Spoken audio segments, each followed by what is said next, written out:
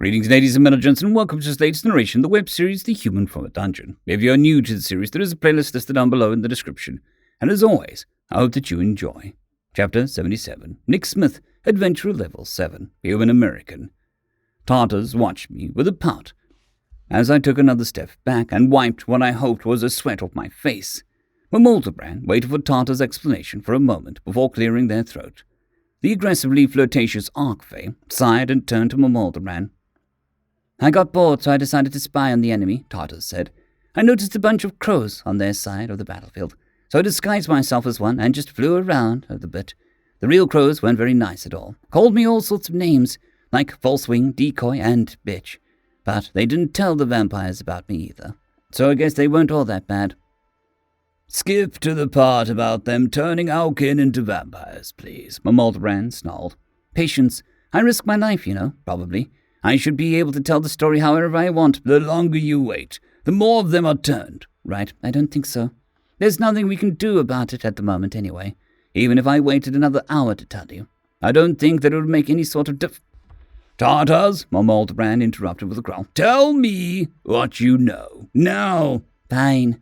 They're doing a ritual that's taking the captured wilder and forcing them into immortal shells, which turns them into mindless vampires.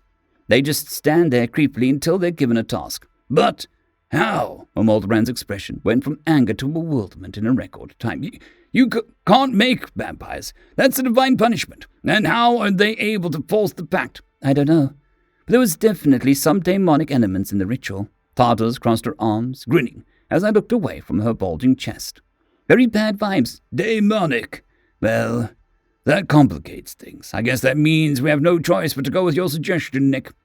The king on the AleCuevo turned to me expectantly, but I was distracted by the sudden awareness of a sickeningly sweet smell. The more I smelled it, the faster my heart seemed to pump.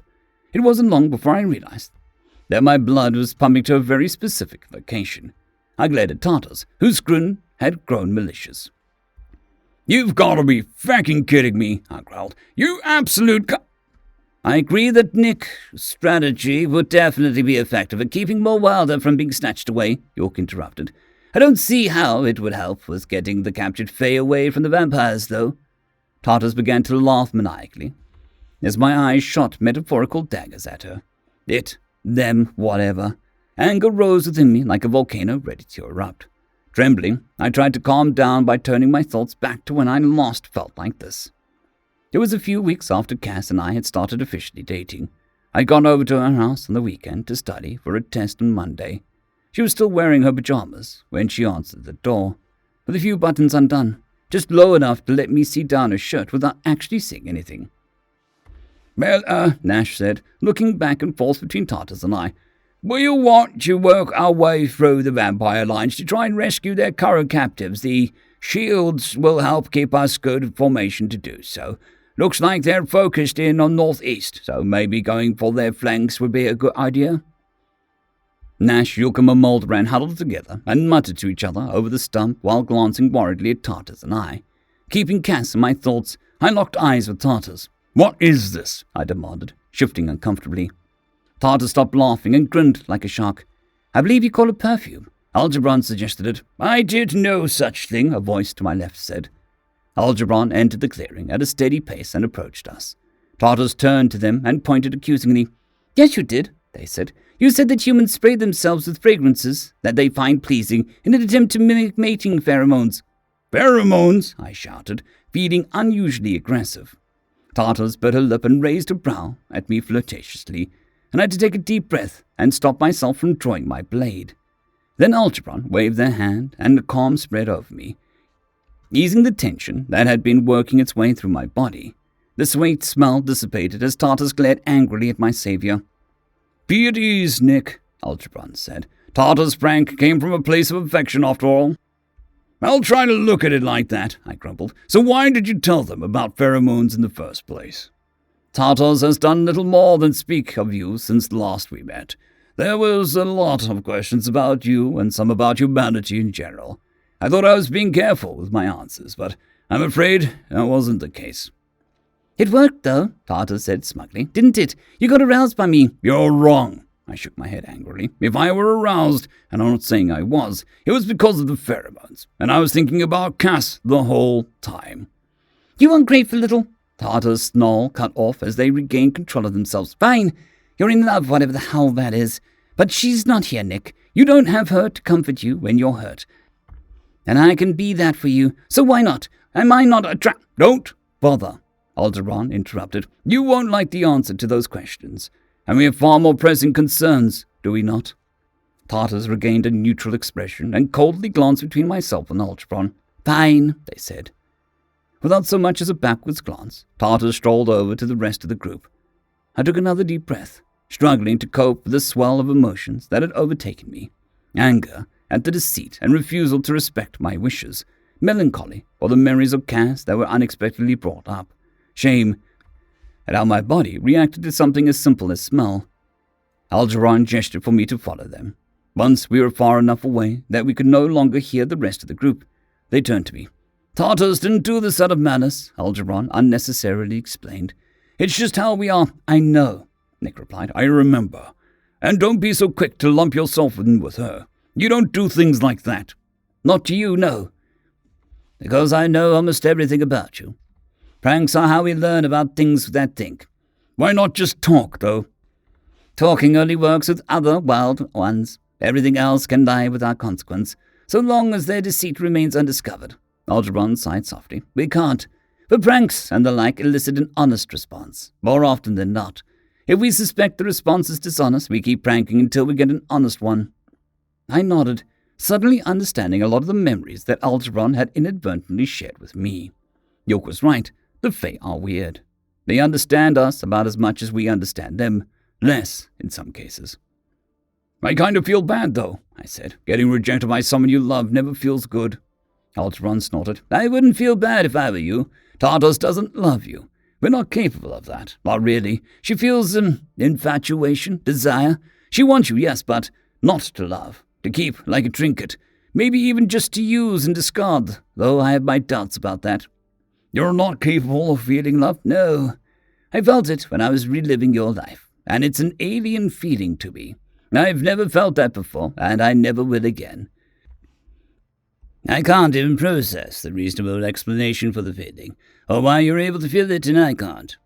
I can emphasize. Some of your memories were of things that I can't do, and I can't really explain how they felt either, I said, staring at the ground for a moment. Is there a way to get Tartarus to stop? Probably not, Alderaan laughed. This is a game to them, and games are our biggest weakness. But they'll learn where the line is, eventually. I hope so, I sighed. All right, let's rejoin the strategy council or whatever. Alderaan nodded, and we walked over to the rest of the group. Alderaan raised an eyebrow at me, and I shrugged in response. For a moment, the king of the Archway looked like he wanted to ask me something, then decided against it and cleared his throat. Greetings, Alderaan. Alderaan said, We've come up with what I believe is a sound strategy to counter the enemy.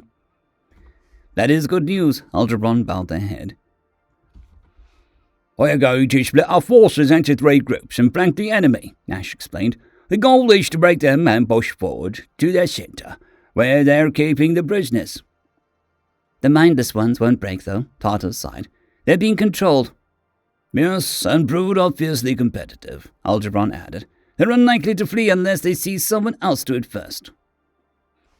So then we keep killing them until we open a hole to grab the prisoners, Alderaan shrugged.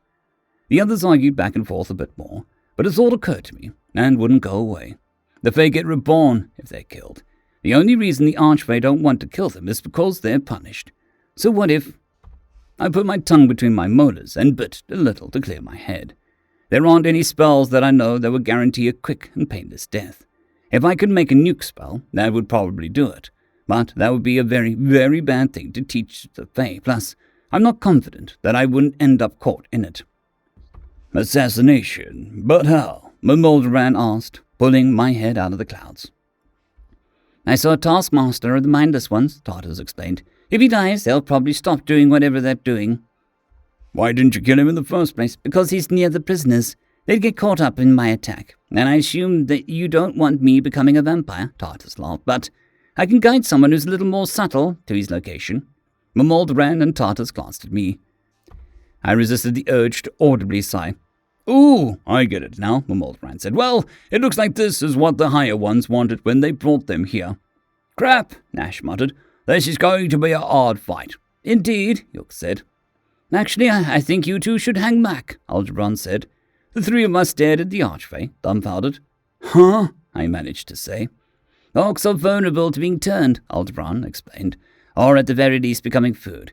Tartars and I can take Nick to the enemy's rear, where they're the weakest, and guide him around what guards they have.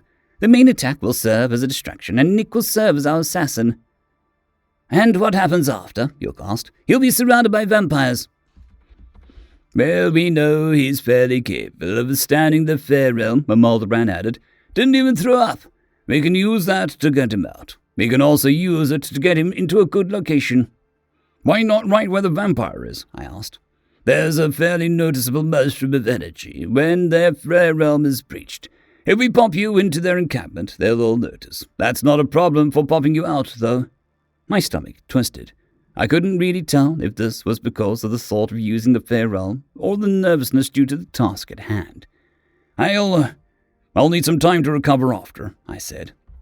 Nash's hand appeared on my shoulder. You shouldn't do this, he said. Not without us. I know. But the only thing I can think of that would be worse than telling your, our mom that you died is telling her that you've become a vampire, I said. If I die, you'll miss me. But if you die, the whole family is torn apart. I see the logic, Yuk added. However, I strongly oppose it. We have sworn to protect you as one of our own, Nick. Also, your death will tear our family apart because you are a part of our family. Part of me really didn't want to do this. I'd be lying if I said it was a small part. My last one-on-one fight with a vampire didn't go well, and having Nash and Yuk with me would be very comforting. But Algebron was right. The more of us there are, the harder it is to be sneaky, and they're vulnerable to being fed on. I'm not. Still vulnerable to being killed, though. But if push comes to shove, I can hopefully rely on 10. They can't. You're right, Yuk. You are both my brothers, and so know exactly how I feel right now. It'll be risky for me to go by myself, but I have 10, which gives me a much better chance of survival, I pointed out. You're both more skilled than I am. But you don't heal as fast, and if you're knocked out, you're done. I'm much more likely to lose you than you are to lose me. That's a load of shit, Nash scoffed. 10 can't help you if they lob off your head. That's true, but now, Tartus interrupted, grabbing my shoulder. Let's go. Before I could say anything else, the world went dark again. And I would like to thank our T5 members and patrons, Casper Arnholtz, Jon Creighton, W.R.E, 050, Dragzoon W.R.E, and Elijah Silvercross. Thank you very much.